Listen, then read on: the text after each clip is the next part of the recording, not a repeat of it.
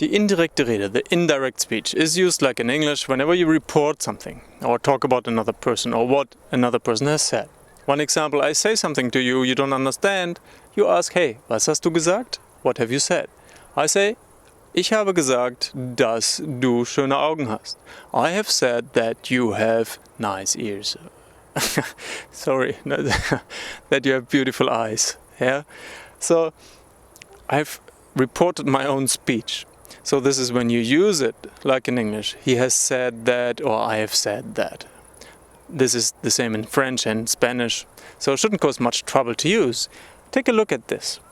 One other example, there is a little tiny thing that we have to be aware of. Sie sagt, ich schaffe das. And if I reported this, that would sound like, sie sagt, dass sie das schafft. You see, das is after the comma, introducing a side clause, which you can recognize by the verb at the very end of the sentence.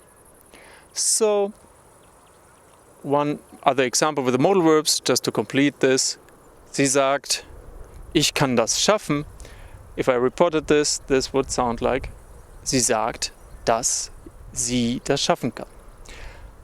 So you see the verb that is usually at the second position goes to the very end. In this case, it's the modal verb kann. One other thing I've not mentioned yet, you see in the direct speech, marked through these, she says ich, but as I'm reporting about her, I have to say she. And this is what causes some trouble. You will be fine after some practice, and you shouldn't have many problems with this.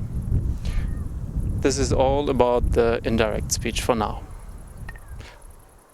One postscriptum here.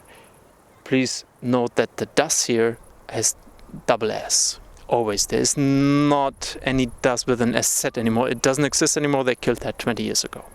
Yeah? So, and it's the only time when it has two S's. Okay, now I close.